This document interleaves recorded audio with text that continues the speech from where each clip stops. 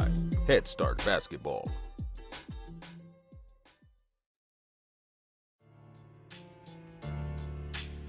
Hey Hoopheads, I wanted to take a minute to shout out our partners and friends at Dr. Dish Basketball. Their Dr. Dish shooting machines are undoubtedly the most advanced and user-friendly machines on the market.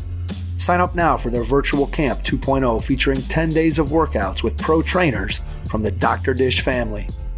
Learn more at drdishbasketball.com and follow their incredible content at Dr. Dish B-Ball on Twitter, Instagram, Facebook, and YouTube. Mention the Hoopheads podcast and save an extra $300 on the Dr. Dish Rebel, All-Star, and CT models. Visit drdishbasketball.com for details. That's a great deal, Hoopheads. Get your Dr. Dish shooting machine today. Hi, this is Asim Rastogi from Essential Coaching, and you're listening to the Hoopheads podcast. Prepare like the pros with the all-new Fast Draw and Fast Scout. Fast Draw has been the #1 play diagramming software for coaches for years. You'll quickly see why Fast Model Sports has the most compelling and intuitive basketball software out there. For a limited time, Fast Model is offering new subscribers 10% off Fast Draw and Fast Scout.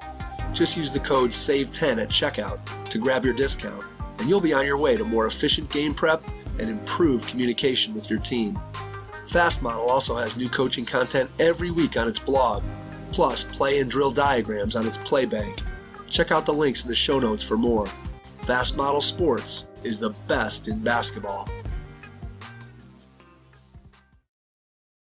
There was no way that basketball players all around the world could have learned to shoot like they do now. And it wouldn't have happened had the coaching techniques not changed. It would never have happened. The proof is all there in the game. It wouldn't have happened this way had the coaching theories not changed. Harri Mannomen has 35 years of coaching experience from grassroots to the professional and national team level. Besides his native country of Finland, he has coached in Denmark and Iceland and studied in Lithuania and England.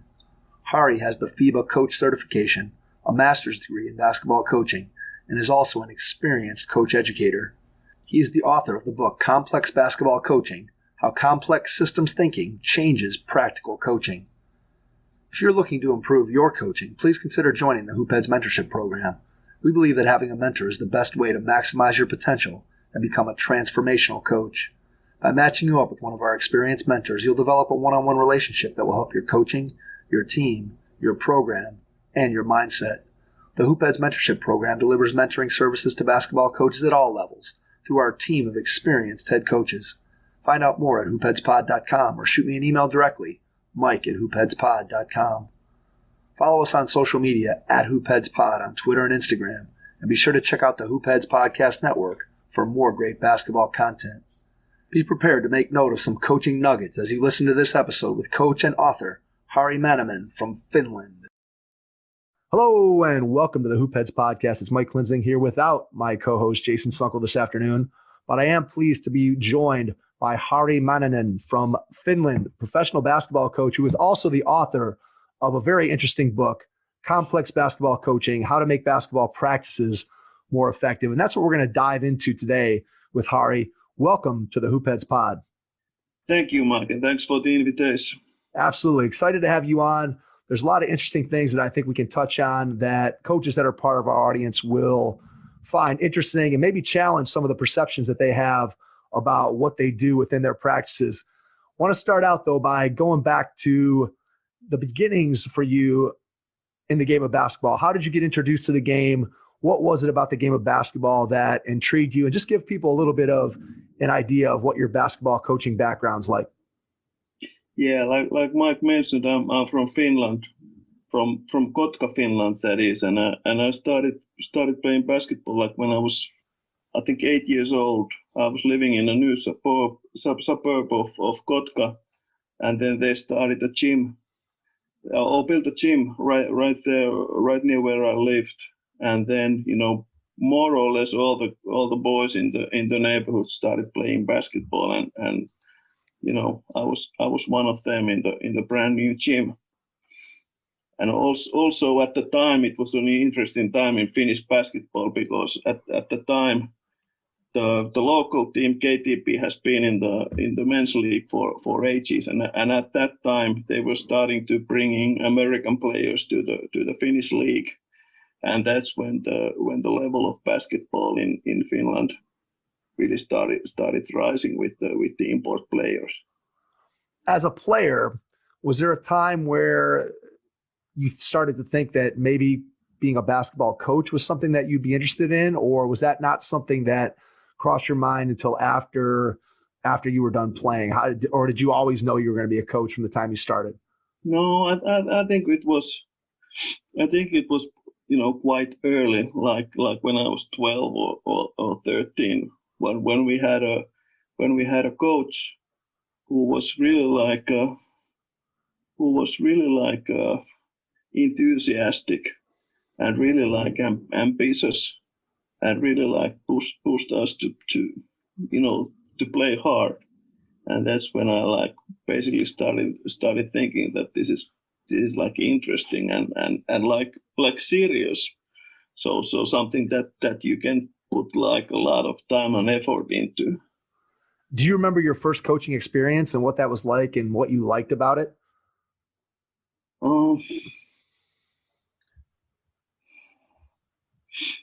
I don't know, when I started when I first started with the team, I was supposed to be an assistant coach, and I was 17, and I still played myself, and I was supposed to be an assistant coach, but the head coach had another team, and once he had an assistant coach for one of his team, pretty soon he he appointed me the head coach of the other team, so that he didn't have to coach two teams.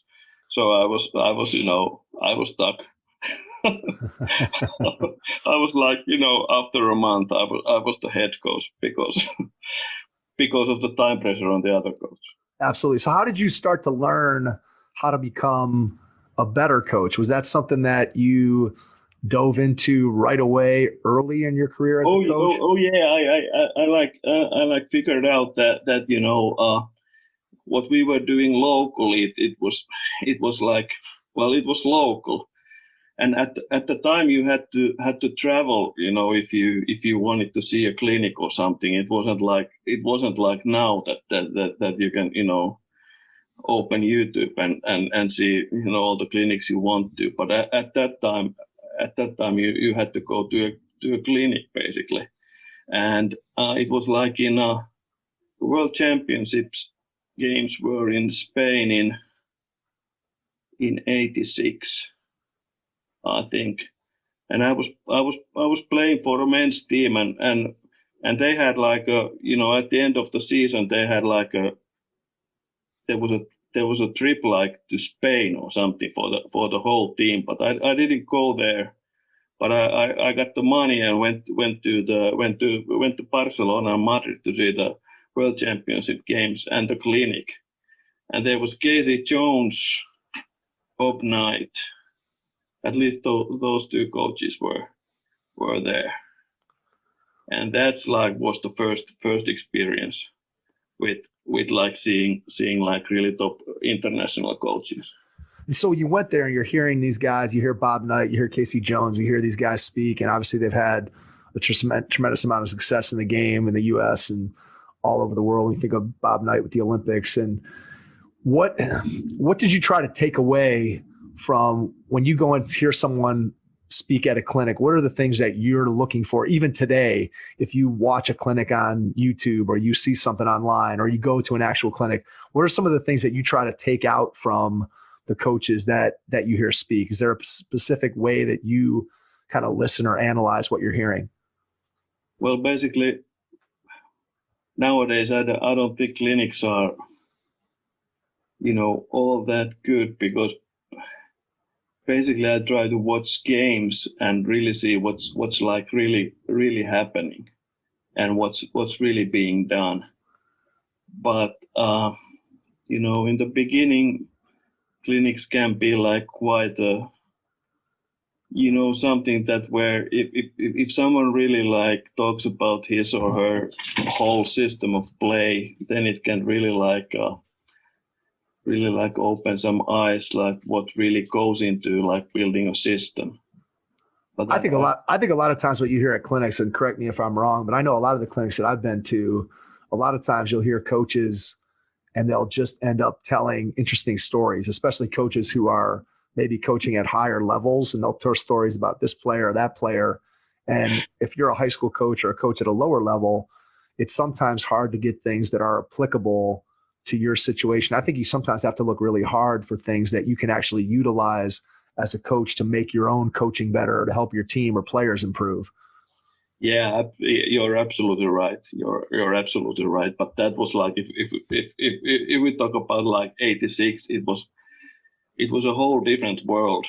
It was like without the internet, it was really like rare to see, even at the clinic, to see, what the coaches do. Right. Yeah, absolutely. And especially because, again, you couldn't, even if you showed it in that moment, for you to be able to quickly diagram it and write it down, and, you not to be able to go back and look at video. We take for granted today. I'm 51 years old. So I think back to when I was playing and coaches trying to watch video with my teams. And then even in the early part of my career, trying to watch video on a VCR and rewinding that and trying to get it to hit to the exact moment that you needed it to. And it was so completely inefficient. And now you think about how easy it is. I mean, you can pull up video from teams, not just in your own local area, but as you said, all around the world. I mean, you could study coaches at every level in every different country and every pro league across the world. And as you and I both know in this podcast, certainly we've had a chance to talk to lots of different people at lots of different levels of the game. There are great coaches at every level of basketball, and you can learn from so many different people. And it's just so much easier than it ever was in the past. Yeah, it has revolutionized the whole thing. It has evened things up, because there used to be secrets, like, how certain teams practice in the USA, but also in like Yugoslavia or whatever. They had like their own style of training and own style of coaching. And now pretty much everything is in the open, and it's the same thing, pretty much everywhere where for as long as you have a gym and access to the internet. So it's pretty much the same, and it really has revolutionized the whole thing. And that's a lot of times that's overlooked, when we talk about like coach improvement, and so it's often overlooked that you have access to pretty much all the information you ever need, but it's now it's up to your being able to handle it all. Coaches are way more open too now, I think, because they understand that it's, even if you wanted to keep some things secret, it's almost impossible today to be able to keep things secret. I mean, maybe if you're doing something in practice that is unique, maybe you can keep it under wraps. But the reality is that most everybody that we've talked to on the podcast is super willing to share, like, here's what we do. Because I think ultimately, and I think this is probably was true in the past, but I think it's even more true today, is that coaches just love the game of basketball. And yeah, they want their team to be successful, and they want to be able to do things to help their individual players improve and obviously win games.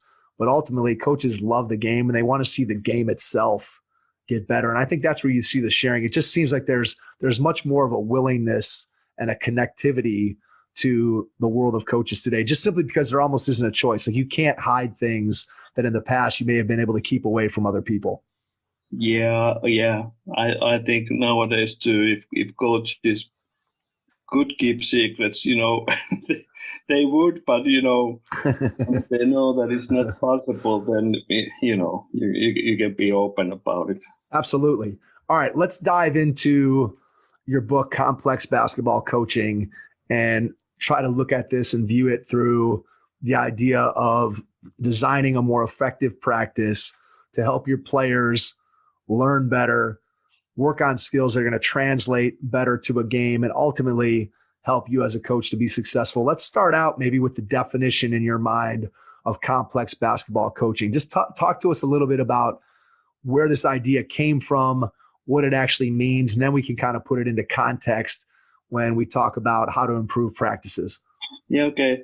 The basic idea is pretty simple, and it's not really new. Like it's all over in the sports science now. Like during the last 10 years, it's like really taking seriously the idea of the team being a complex system where the team play affects how the players play, and how the players play affect how the team plays.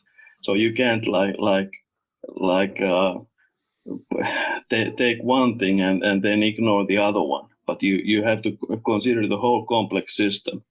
And that's really not a new idea, but like the practical applications to basketball coaching are still like quite rare, and a lot of coaches still approach the game or coaching in a lot of ways in a traditional way, like for example, expecting that training a player wholly out of the team context, like in technical issues, will transfer to the team game performance, and that's something that that's a risky assumption according to the complex system thinking. That's like the basic idea of complex basketball coaching, or anything in any innovation team sport. All right, so let's dive into that, because I think it's really interesting, because when you look at the last 10 years, and again, I don't know how it is specifically in Finland or in Europe, but I know here in the United States that in the last 10 years, the idea of the basketball trainer didn't really exist here 10 years ago. And today there are, you can walk down any corner and bump into 5 different coaches who are calling themselves a basketball trainer. And the vast majority of those trainers are working with players one-on-one, where the player is working on skills in isolation without another player there to provide resistance, either offensively or defensively. So talk to me a little bit about the drawbacks to doing that, and then how you think that a trainer would benefit from adding another player or players to that player's workout in order to increase the amount of learning that's actually transferable to games.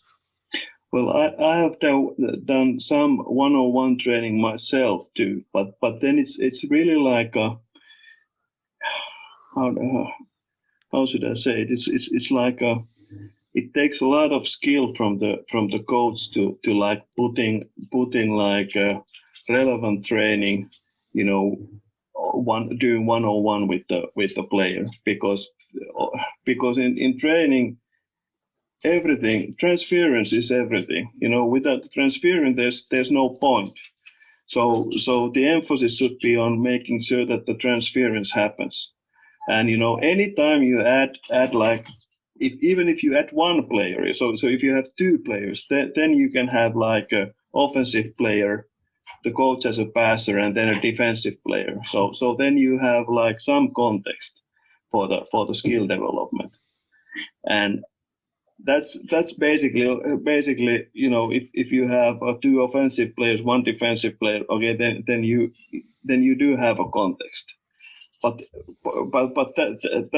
that doesn't make sure that there's transference. It's still, in everything you do, you can have like 12 players in the gym, and still there may be no transference.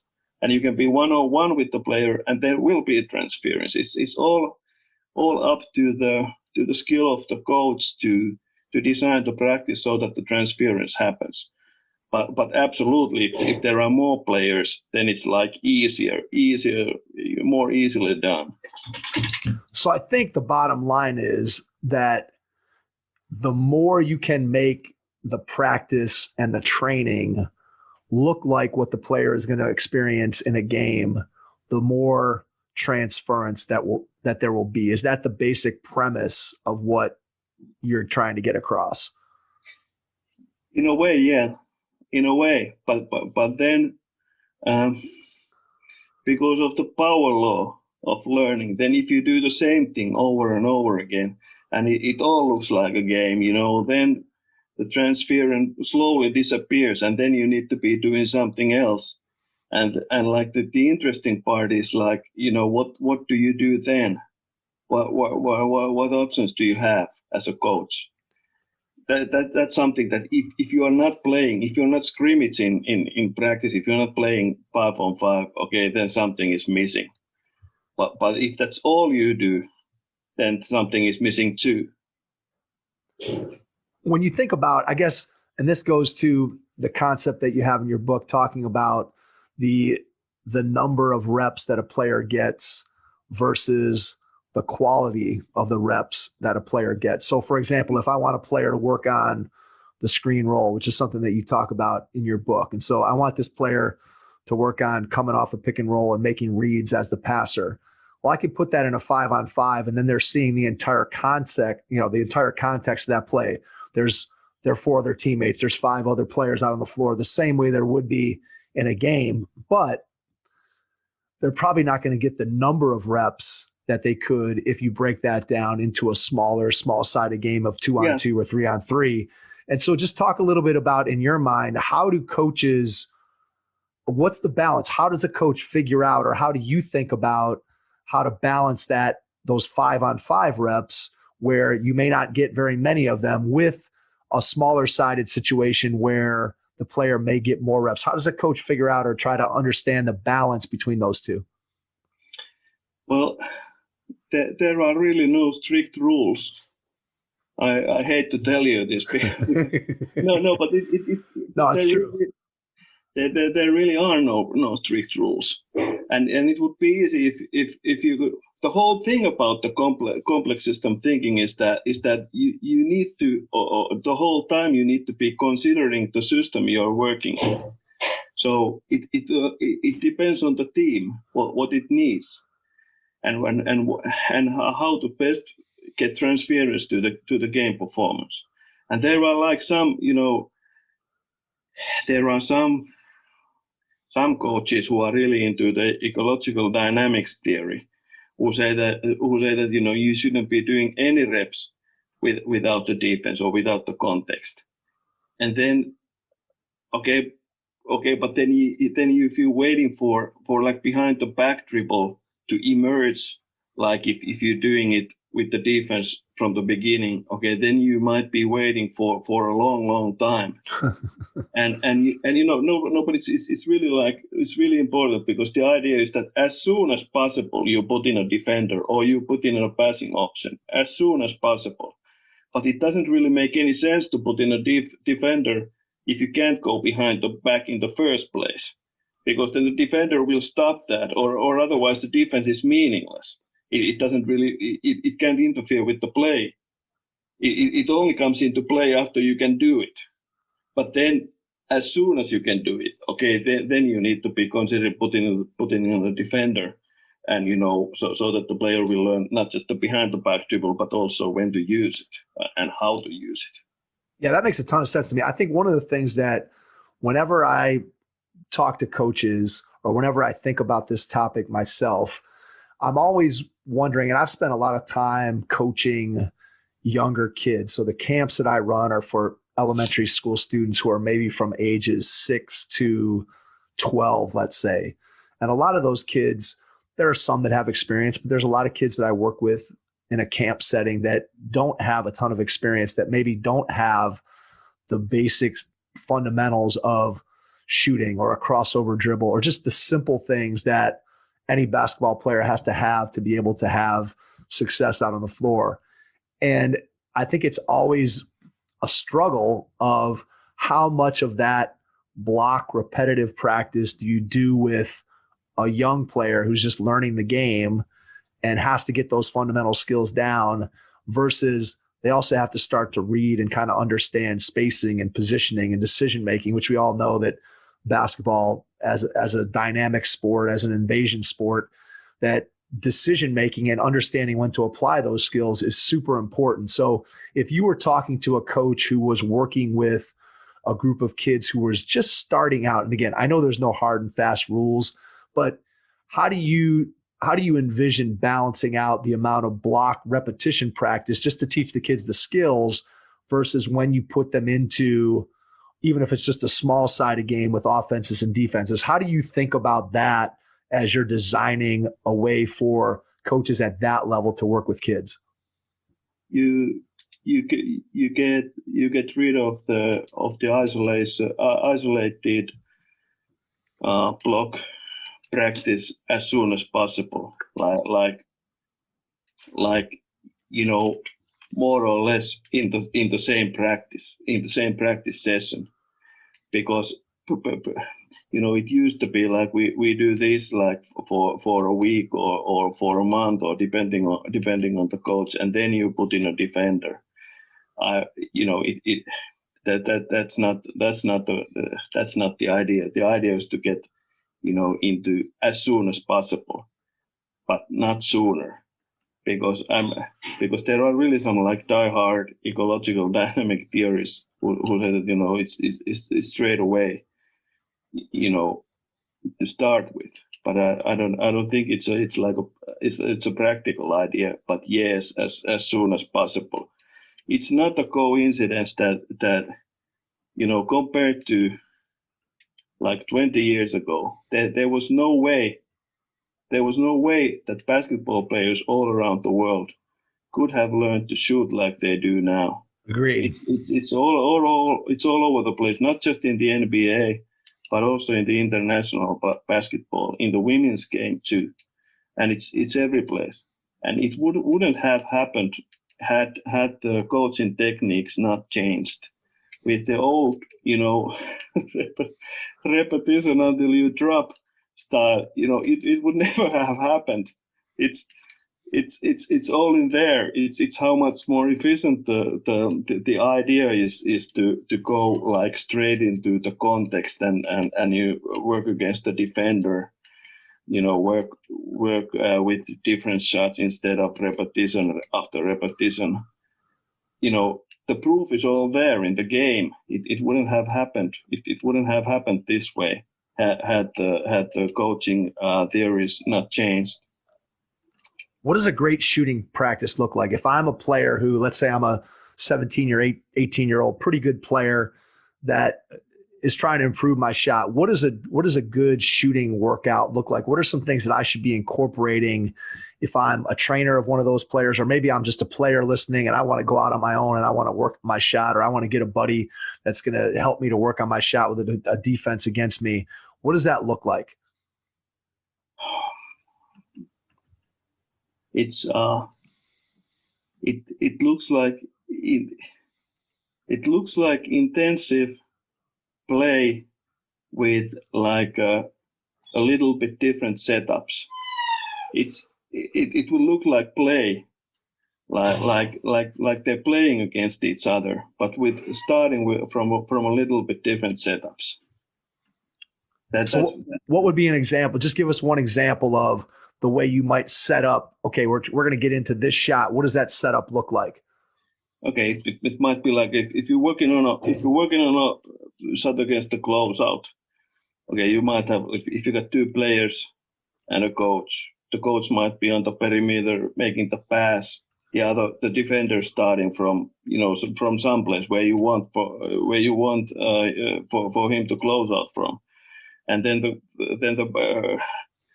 coach throws a pass to the shooter behind the 3-point line.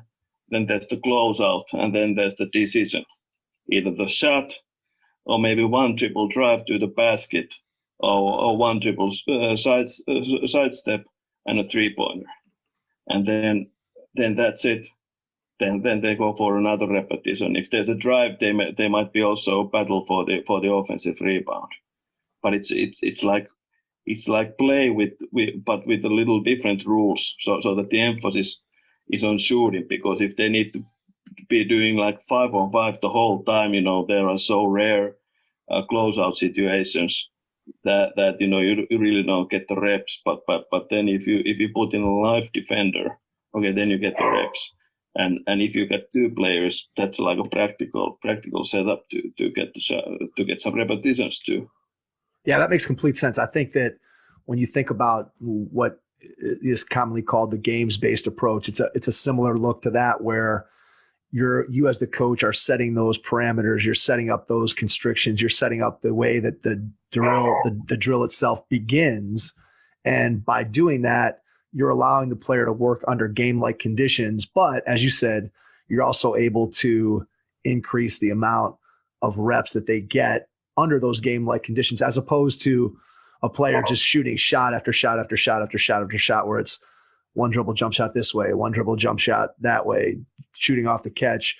And yeah, you might get a lot of reps up, but how much of those reps are really translating into you becoming a better shooter? And I think it speaks to kind of what you've talked about earlier, where the player has to have a certain grasp of the fundamentals of shooting to begin with. And then as early as you possibly can, get a defender in front of that shooter so that they can practice shooting like it might look in a game. And to me, that makes a ton of sense. I mean, obviously the transference of learning is going to happen much more efficiently if what you're seeing while you're practicing is similar to what you're going to see when you actually play. Yeah, and then again, like, it's not like a strict rule that there needs to be a defender the whole time. Like even in that drill, if the player, say if she's traveling the whole time when she's taking a sidestep, one dribble sidestep and then a 3-pointer. If she's traveling the whole time, then we might take off the defender for a few reps so that she gets the hang of it, how it goes without traveling, and then go back to live. Then making sure that the first time the defender closes out, then she forces her to take that, the thing that she's just been working on, and then you go live again. And then that's how it goes. It's not like strictly that the defender needs to be there the whole time. Right. I also might have I do have like a shooting drill, like make 5 3-pointers, okay, and then you go like then there will be some restrictions, so that you might have like one dribble close out to left, one dribble close out to right, one dribble sidestep for a 3-pointer to the left side, and one dribble sidestep to the right side, and then one off the catch, and then you need to make one of all of those, so that there's variability. There's no defense, but there's still variability. Absolutely. That makes a ton of sense. I think what I hear you saying repeatedly in response to my questions is, as a coach, you have to have a feel for what's needed in the moment. And you also have to understand your player, and you also have to be observant as to what they're doing while they're performing the skill. I know in the past, I can think of practices that I've been to where teams are working on shooting and the coach sets up a shooting drill for the whole team, and then the coach and his assistant go and stand over on the side and talk, and they're not really observing what's going on when the players are shooting. And I think that happens far less than it used to. But if you're going to be able to understand and assess what your players need and where they are sort of on this spectrum of, do I need reps without a defense? Do I need reps with a defense? Can I add some decision making? It's basically the coach has to be hyper aware of what is going on so that they can make the right decision and put the player in the best position to improve their skill and ultimately transfer that learning to a game.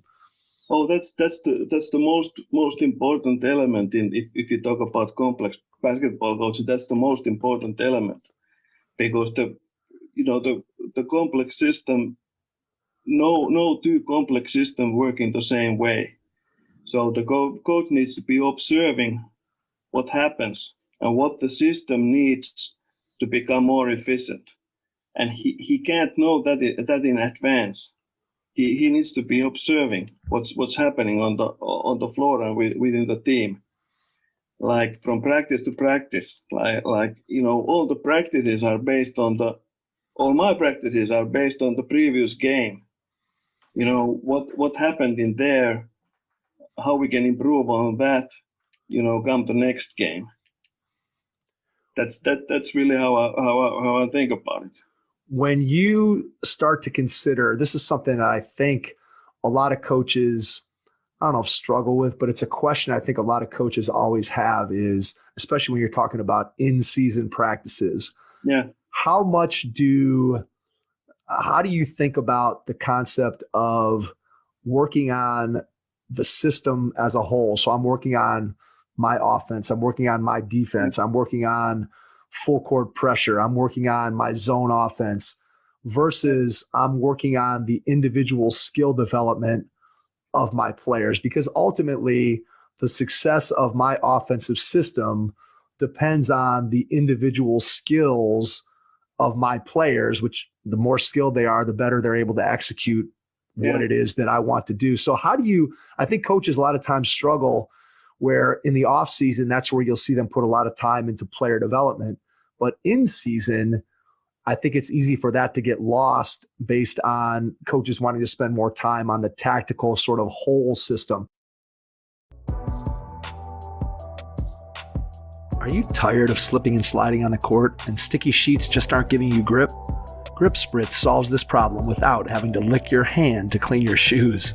Grip Spritz is used by countless AAU, high school and college programs, semi-pro teams, as well as NCAA athletes and G League players. Unlike other products, Grip Spritz has solutions for individual players, not just entire teams. We've used Grip Spritz at our Head Start basketball camps and players love it. To keep you and your team from slipping and sliding, visit gripspritz.net to learn more. So how would you talk to a coach about dividing up and looking at the split between the amount of time working on individual skill development versus the skill development of the system as a whole? Well, they are interwoven. They can't be separated. So it's like the collective dimension is where the games are decided. So it's the collective skill that that decides who's the winner, who's the loser, because the teams play against each other. So it's the collective skill of the team. But then that depends on the individual tactical dimension, because if the players don't understand like the individual, if they're not tactically any good, the team is not going to be tactically any good. Okay, then the tactical dimension is dependent on the technical dimension, because it doesn't really matter how smart the players are if they can't technically execute it. And then the technical dimension is dependent on the physical capabilities of the players. And so it takes longer time to develop the physical capabilities. Then, okay, the technical dimension takes a shorter time than the physical dimension, but it's still longer than the tactical dimension, because you can improve the tactical dimension, in a short time. But if that's all you do, then you run short of the technical skills of the players, so eventually that they can't execute any more tactical stuff. So it needs to be interwoven, and that's something that needs to be considered, so that you don't overlook the physical training or the technical training, or the individual tactical training for that you don't sacrifice it for the collective tactical skill training. And I think that comes down to how your practices are designed. Also, how your offensive and defensive tactics are designed. That's like something you can't separate from that.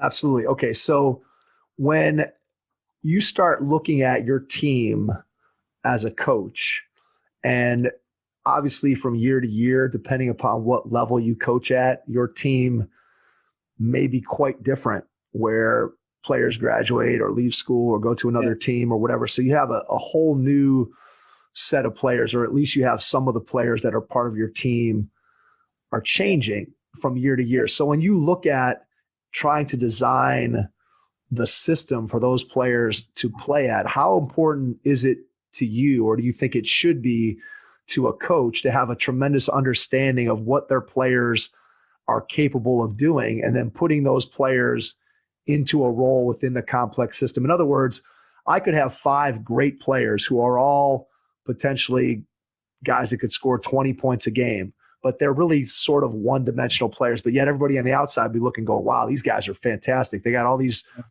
scoring, but yet they may not have a guy who's a great screen setter, or they might not have a guy who's a great defender, or they may not have that player that's a tremendous offensive rebounder. So how do you think about that as a coach, making the pieces fit and then designing your system around that? How do you approach that maybe problem or challenge that coaches face frequently?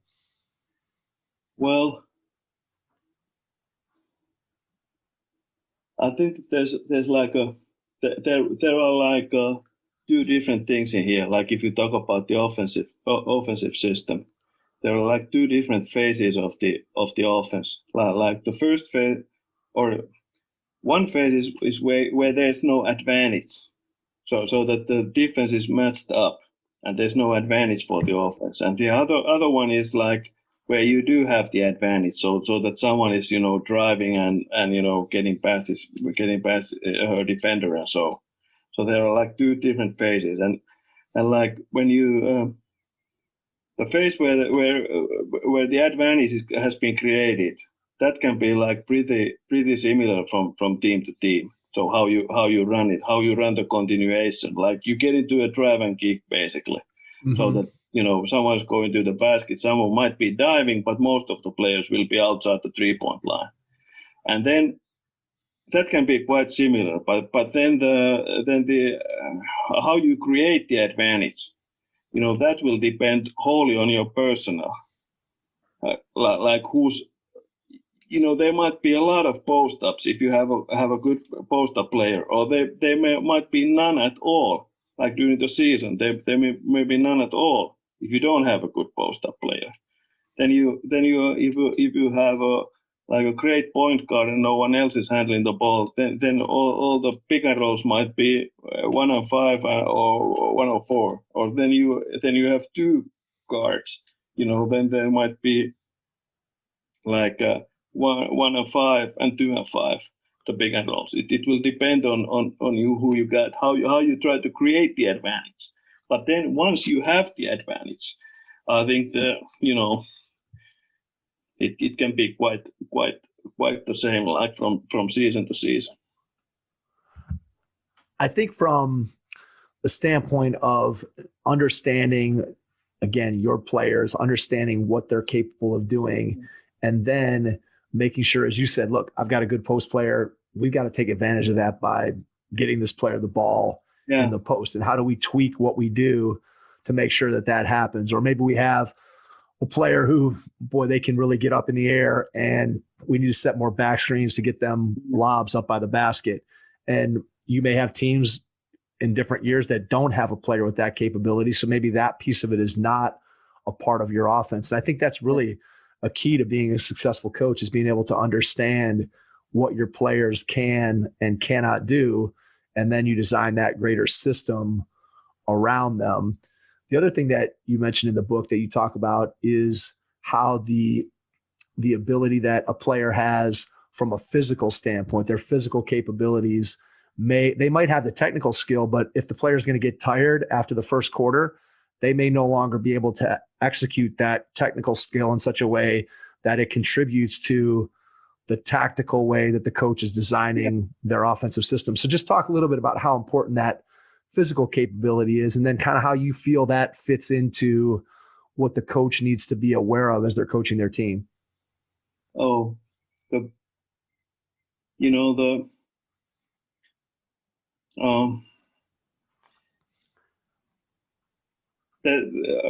whole thing starts with the physical capabilities. If the players don't have some kind of endurance, they're not going to be able to practice in the first place in a meaningful way. So they need to be able to practice. and then they need to be able to go like all out. It's a lot of times it's like if you watch a lot of basketball teams, like the players never really run full speed. Like if you really take an honest look, they never run full speed. And to me, the coaching only starts, when players really go full speed. Before that, it's all like pretension. It's really not. It's really like you watch some of the NBA games, and it's not. You can't watch it if the players are not going full speed. Why should you be watching that? If they don't care enough to be going full speed, why should anybody watch it? And that to me is something like if a player can't run, if a player doesn't run full speed, like voluntarily, without being screamed at or anything, why should I be coaching her? What's the point? If she's not running full speed, what advice can I give her? There's really no. It all starts, when the players have that mindset that when the time comes, they are running full speed, all out.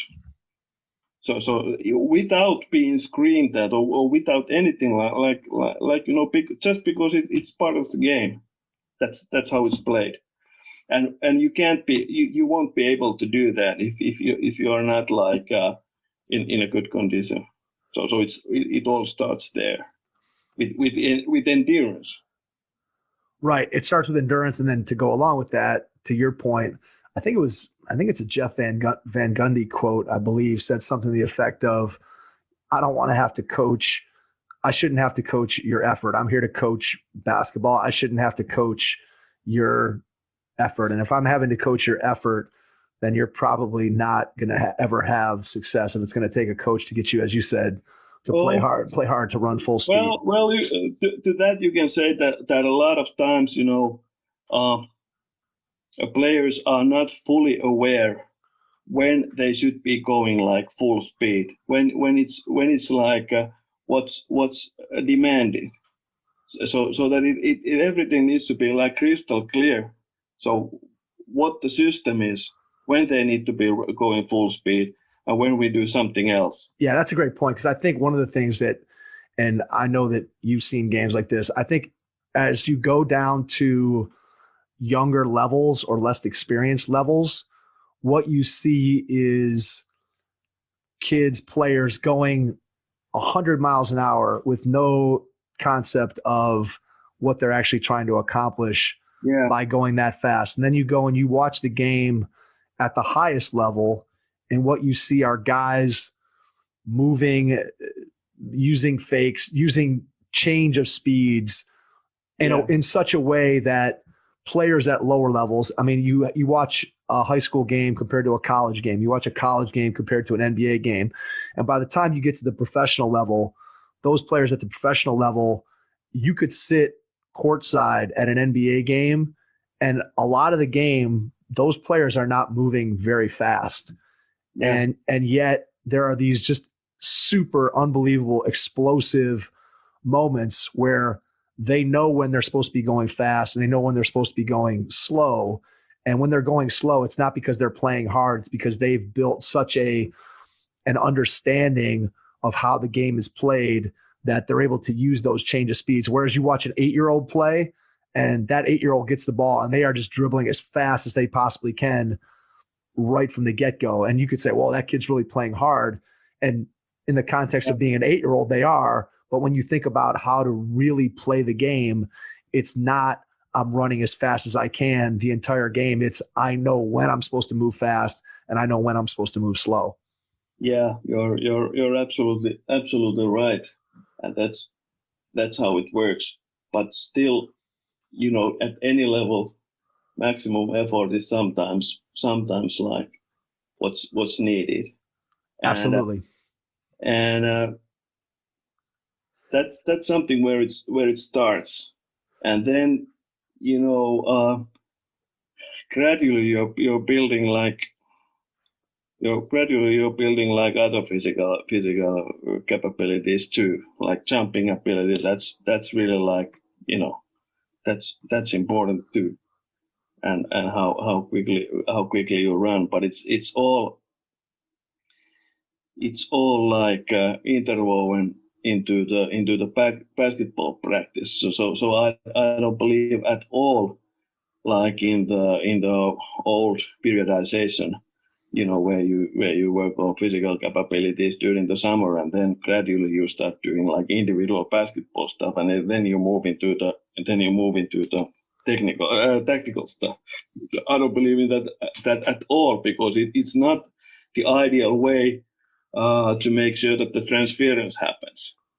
I've done this for quite some time, so that every time we start practicing in the first practice we need to be going 5-on-5, because everything builds towards that. So everything we do before that, we go into the 5-on-5 at some point of the practice, because that's where when it all comes together. If they can't do it, they should be able to do it like at some level at the end of the first practice, like do the drive and kick. Then there's no set plays or anything maybe, but there's the drive and kick, the basic drive and kick. So transition, and then you do the drive and kick. And then if they can't do it, then it might be too complicated for that team. Then you might need to be doing something simpler, because it's like the team tactics should be as simple as possible, because then you have the time to work on the technical stuff and the physical capabilities, and make sure that the transference happens to the game. As soon as you add something that's unnecessarily complicated, you are taking away from the technical stuff. You're taking away from the physical training, and for no reason, to no avail. So everything needs to be as simple as possible, but not simpler.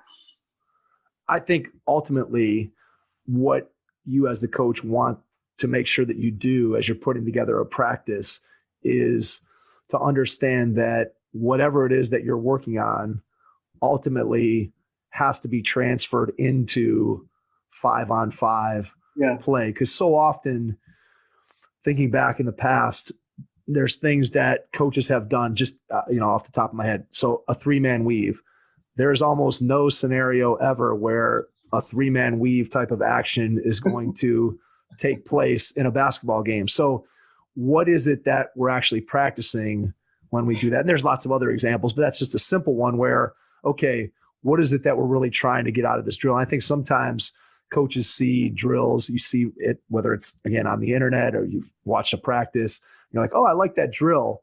But then what is it actually trying to do? What is it going to help my team do in a 5-on-5 setting within my system? And I think that's one of the things that coaches sometimes get caught up in, is we like the drill and we like how it looks, but we don't necessarily think about the way that it transfers to what we're actually trying to do when we put our team out on the floor 5-on-5.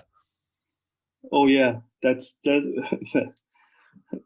exactly. I think all the coaches have gone through the phase where they run drills for the sake of running drills. I think everyone has done that before they have learned Absolutely how to implement drills that actually help the team play better within the system of play that the team has. And one of the things is that even if a drill is useful, it might be so complicated that it takes a lot of time to learn the drill itself. Yep, so true. And then even if it was useful, you're spending a lot of time on learning the drill, and that doesn't transfer to a game for sure. So that everything needs to be as simple as possible. I've given up like most of the drills, and just try to come up with something that that needs to be worked on, and then we just put in it might be a small-sided game or whatever, but needed on that's needed on the to help the phase of the game that we need to work on, and it might be something that we haven't done before, but everything needs to be kept really, really, really simple. All right. That being said, you wrap up your book with just some examples of drills or things that coaches can do to improve what they do in practice. So some specific drills, some specific scenarios that you can set up. Is there one or two of those that are simplistic enough for you to explain just with audio so that coaches can understand there? Is there a favorite or two that you have that you could share with our audience? Well, basically like the closeout drill that we discussed before. But I think that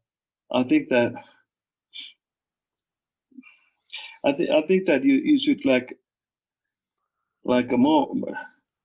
The really important thing is like to look into the practice design and how it's done, and like then build it so that the transference happens to what you hope to accomplish, and that's where it is more than in the individual drills. It's like you have a. I always have structured the practice pretty much the same way, like day in, day out. We start with the shooting drill to get some shots in, and there's variability, and it's how should I say it? That might be like my favorite drill, because we started every day, or to be exact, we don't start with it, but I think that if there's Can I go through the practice design? Yeah, yes, absolutely. That would be fantastic. Go through what it should look like. The basic structure is more or less the same all through the season. Like we start with we start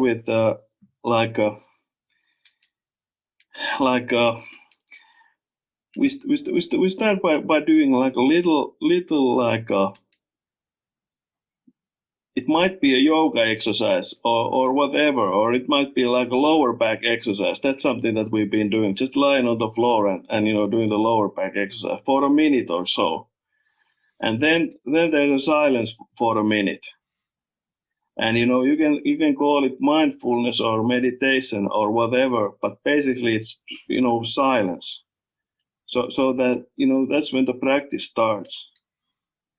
There's a little physical effort before that, so that the heart rate goes a little up, and then there's a minute of silence so that the heart rate goes back down again. And after that, there's no discussion about anything besides what needs to be done in the gym. And that's how it starts. And I think it's really, really worth your time to put 2 minutes into this, because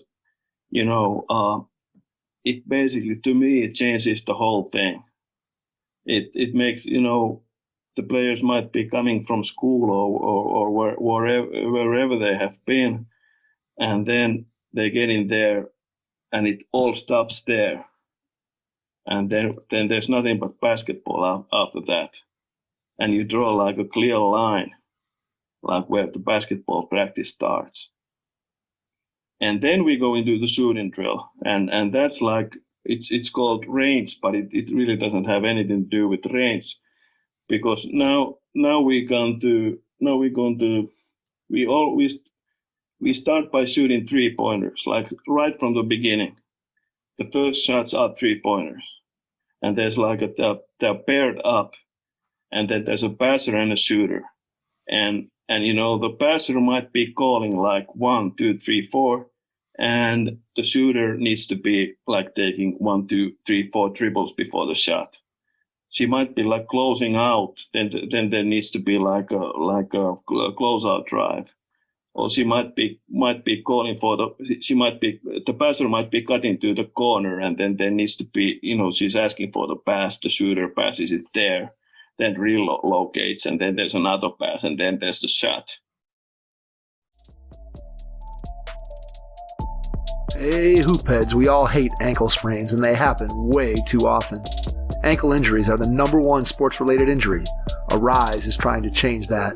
With the IFast, your athletes get preventative protection and full mobility. Athletes no longer need to wear bulky braces that limit performance and give mediocre protection. Anyone playing sports should be using these products.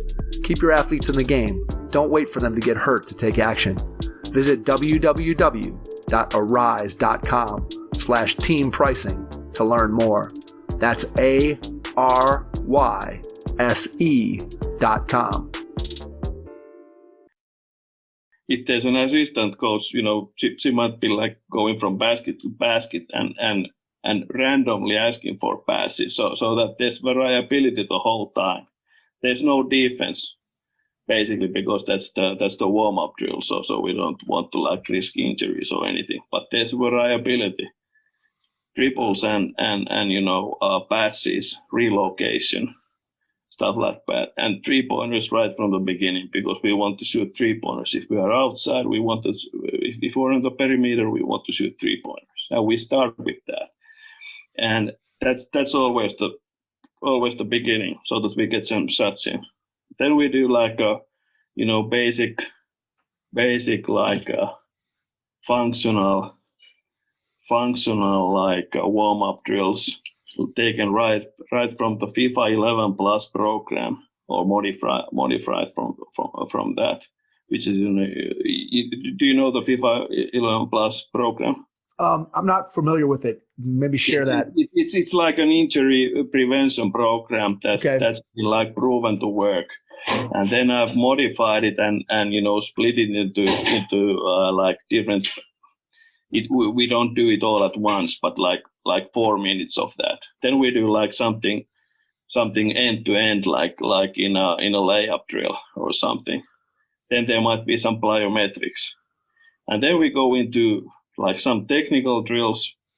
There may be defense, there may be no defense, but then they are all like designed so that once we go into the small-sided games, we want the technical drills to transfer to what we do there.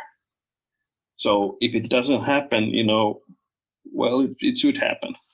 We want to get the transference, and then we go into 5-on-5. And then we want what we did in the small-sided games, want to transfer it to the 5-on-5, and it's like based on the previous game or on the next game. If they are pressing in the next game, we're working against the press, and so. But also in the previous game, what we can improve on next, like come the next game, how we can be better than we were in the previous game.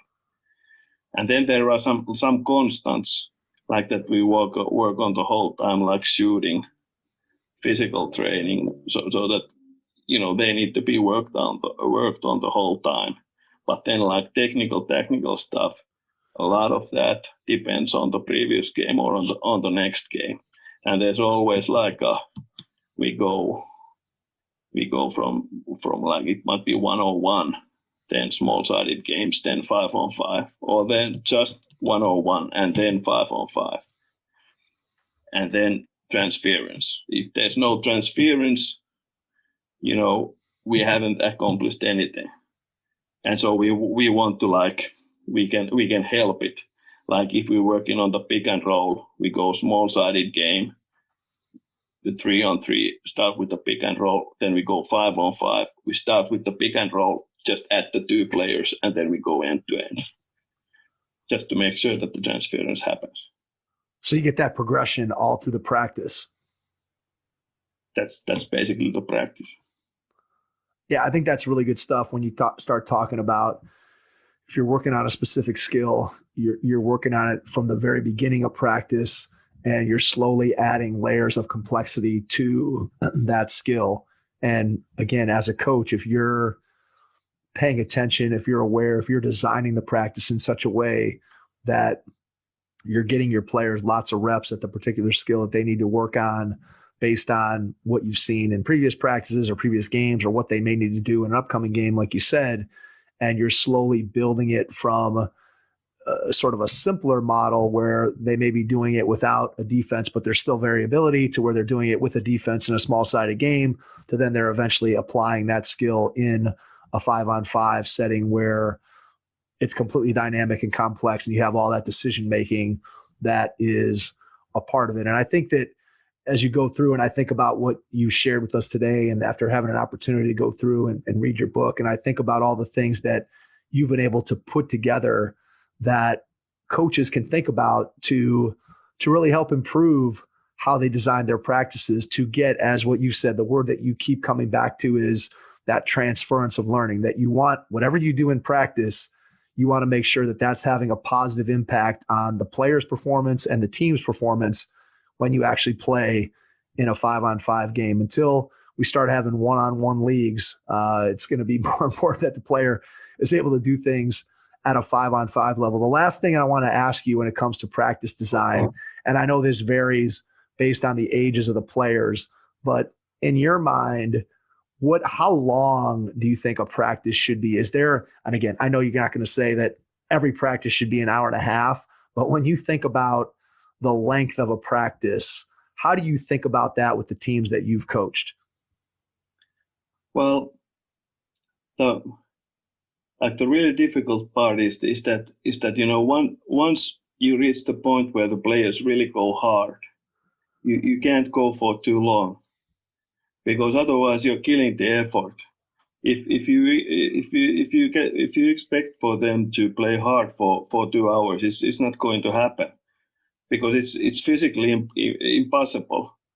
The marathon runners, they are not sprinting. They are doing the marathon run, and they need to slow down. And if you want to go hard, you can't go for 2 hours like play 5-on-5. They need to be like quite short. That's why you need to be building it up. That's why you need to be going from the technical stuff and have something that can transfer. It's not just that at the end of the season, okay, you might skip one of the technical stuff, because it might not help if you only have like one game left or whatever, because the game needs to be full speed the whole time. Otherwise, it's not going to transfer to the game. They need to be going hard. If but you can't go for too long. Otherwise the intensity will be gone. And even if this sounds like, in a way, this is simple, like the way,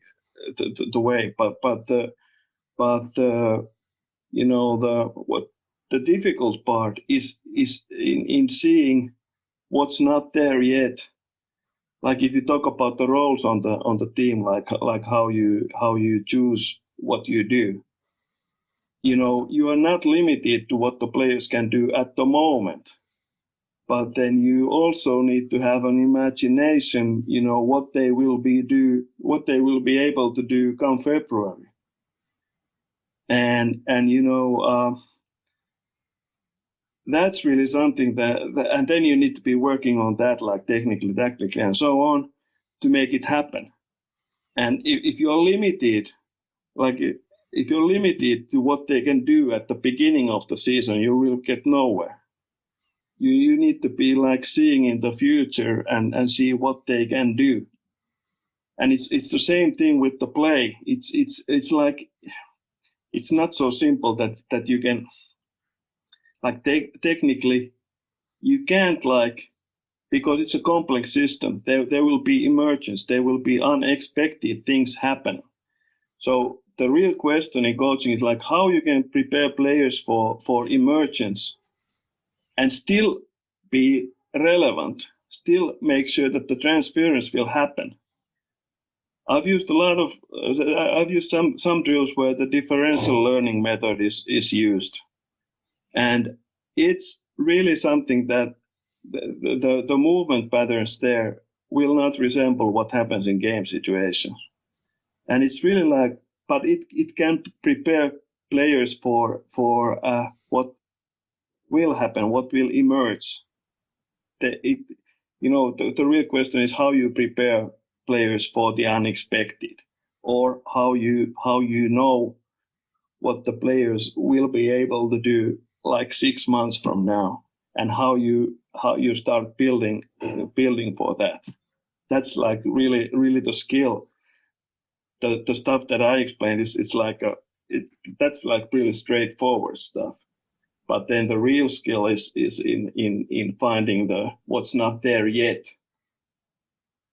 And that's from a coach having that comes down to the coach having a feel, whether that comes from experience, whether that comes from study, whether that comes from understanding. So they have to have a feel for what's happened to them in the past, what's happened to teams, how other players have progressed, how other teams that they've coached have progressed. But then it also comes down to what we talked about earlier, which is the coach being able to have an understanding and knowledge of what their players and what their team is capable of doing now, and then being able to project what they can do in the future. And that obviously impacts everything that we've talked about today. It impacts the type of drills that you select. It impacts what roles you put players into. It impacts how long that practice should be. Like there's some teams that might be able to handle a little bit longer practice and continue to go hard. There may be other teams that they get to a certain point and you get diminishing returns because they're not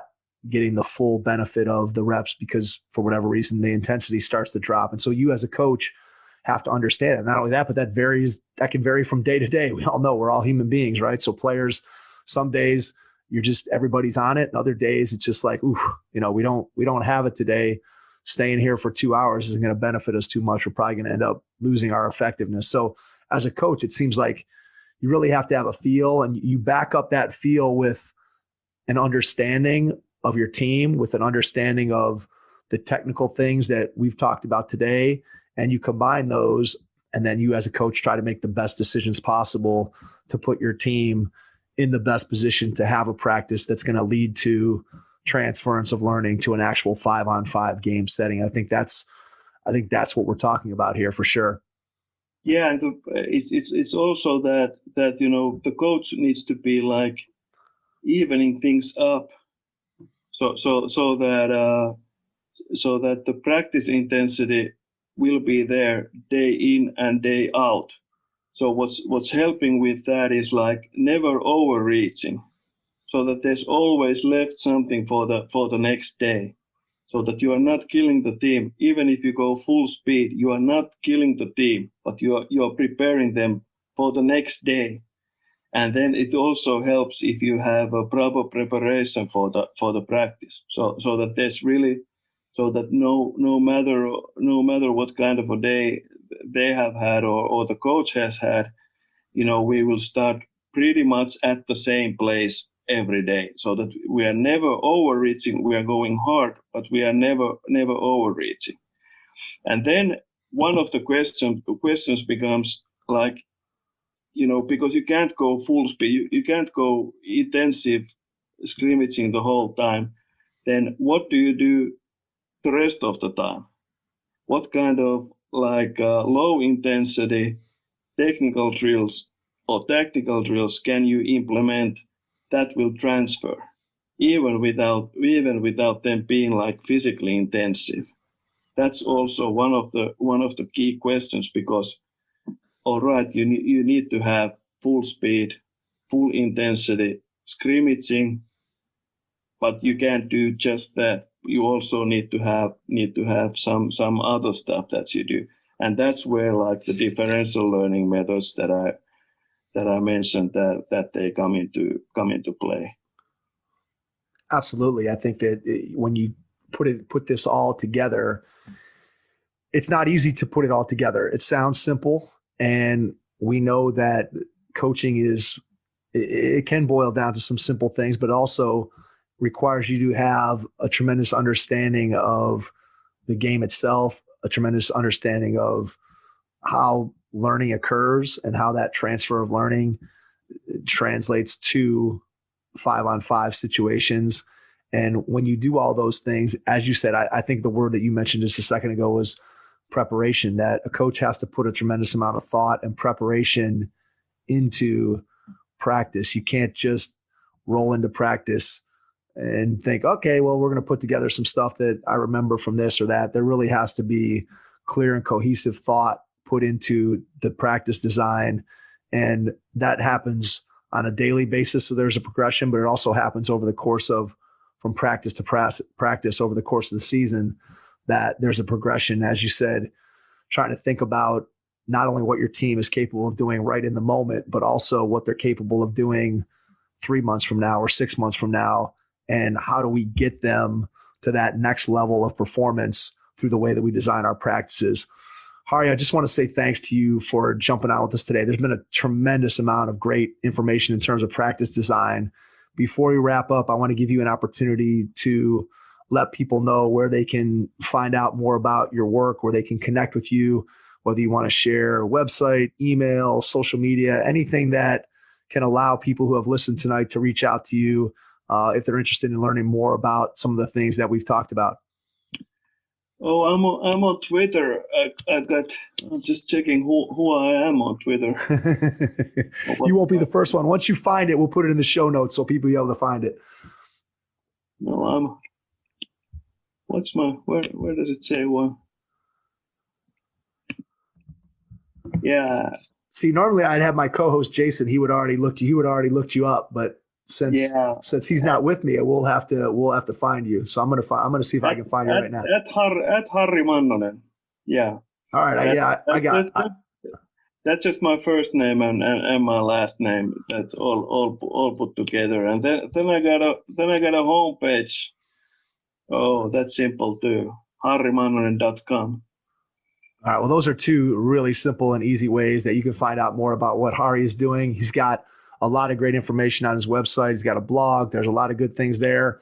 If you get an opportunity to pick up his book, Complex Basketball Systems, I think it's something that any coach could benefit from learning some of the things that he's put out there about practice design. And hopefully our audience, if you're listening out there, you found a lot of benefit in today's episode, because there was just a lot of things I think that coaches can take from what we talked about and begin to apply right away to their coaching. So Harri, again, just want to say thanks to you for jumping on with us. Really appreciate it.